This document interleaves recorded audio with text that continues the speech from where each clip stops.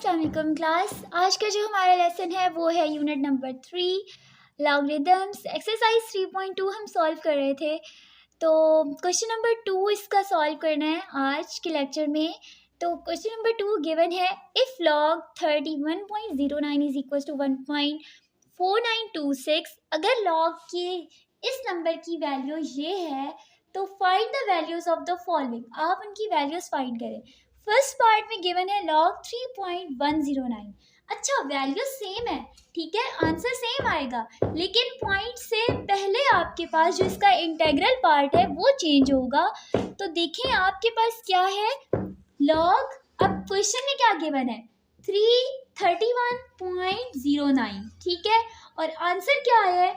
जब आपने इसका लॉग लिया है तो आंसर आपके पास आया है 1.4926। इसका मतलब है पॉइंट से पहले 1 डिजिट आया है, ठीक है, 1 आया है, और पॉइंट से पहले थे कितने डिजिट्स, 2 डिजिट्स थे, तो हमारे पास आंसर क्या आया है 1 आया है, ठीक है। अगर आप कैलकुलेटर को यूज़ करें और कैलकुलेटर के ज़रिए लॉग लें तो कैलकुलेटर में क्या लिखेंगे आप, लॉग के बटन को क्लिक करेंगे, लॉग, और सामने 31.09 लिख दें, 31.0, ठीक है, 9 ये लिख दें और इक्वल करें तो आपके पास आंसर आ जाएगा 1.4926, ठीक है।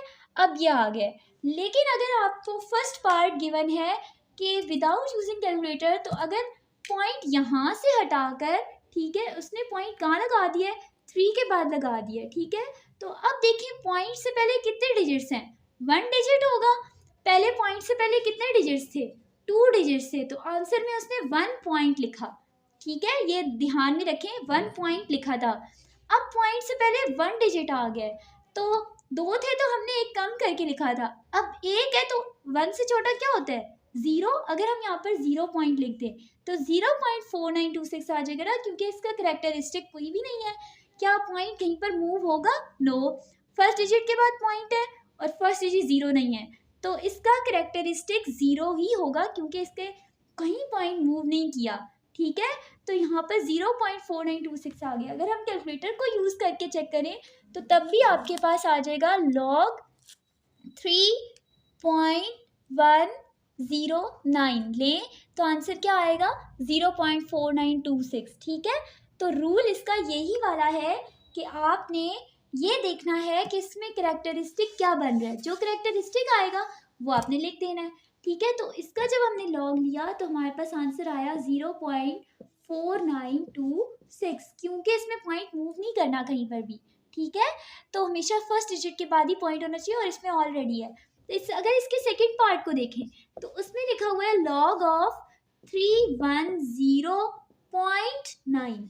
अब पॉइंट कहाँ आ गया है 3 डिजिट्स के बाद, तो इसका मतलब है आंसर में पॉइंट से पहले क्या आएगा 2.4926, ठीक है, यहाँ 2 आएगा, क्यों, क्योंकि कितने डिजिट्स हैं पॉइंट से पहले 3, और हमने पॉइंट को हमेशा किधर होना चाहिए, पॉइंट हमेशा फर्स्ट डिजिट के बाद पॉइंट होना चाहिए, लेकिन वो 0 ना हो तो पॉइंट यहाँ होगा 3.10। तो दरमियान में कितने डिजिट्स आ रहे हैं 2, दोनों पॉइंट्स के दरमियान, तो इसलिए हम हमेशा 10 की पावर 2 लिखते हैं, और 2 क्या होता है हमारे पास कैरेक्टरिस्टिक होता है, ठीक है। तो आपके पास जो आंसर आएगा 3.109 मल्टीप्लाई 10 पावर 2, तो वो हम 2 पॉइंट से पहले लिख देते हैं, 2.4926 एज इट इज़ आ जाता है, इसलिए हमने कहा कि यहाँ पर 2 आएगा, ठीक है। और अगर आप चाहें तो कैलकुलेटर से चेक भी कर सकते हैं, उन्होंने लिखा है ना कि विदाउट यूजिंग कैलकुलेटर, उन्होंने आपको कैलकुलेटर से अलाउ तो होगा पेपर में, तो आप डायरेक्ट इसका मेथड अगर याद नहीं रहता तो आप डायरेक्ट कैलकुलेटर से अप्लाई करके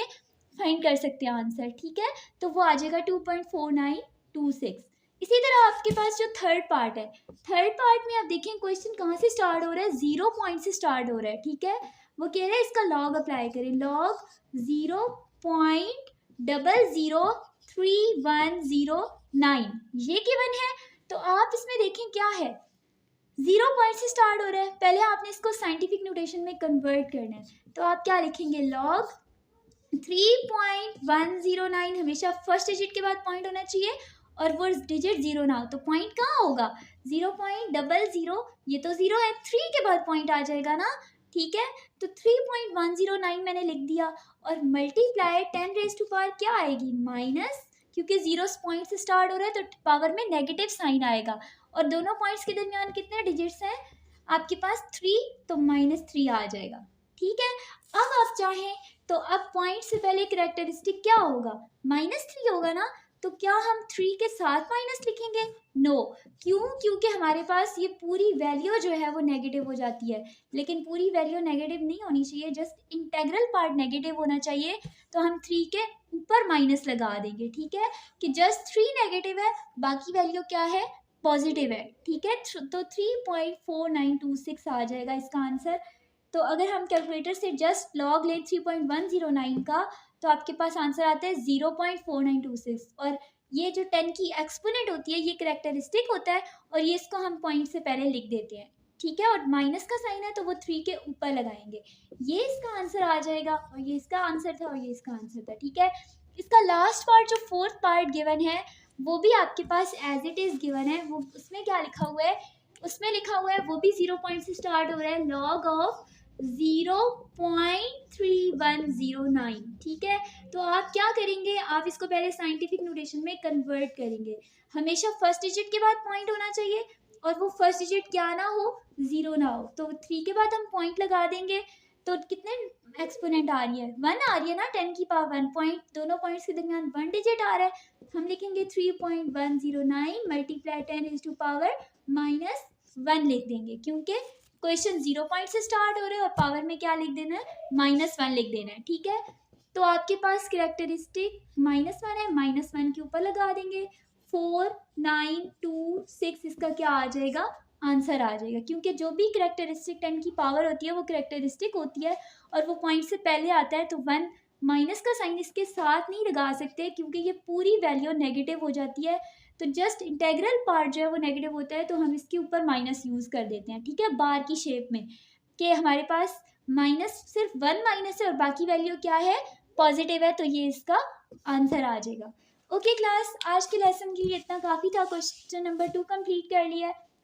अब नेक्स्ट क्वेश्चन नंबर 3 है, तो वो नेक्स्ट लेक्चर में कंप्लीट करेंगे। ओके, यहाँ तक कोई भी क्वेश्चन आपको समझ नहीं आता तो आप कमेंट में पूछ सकते हैं। ओके स्टूडेंट्स, अल्लाह हाफिज़।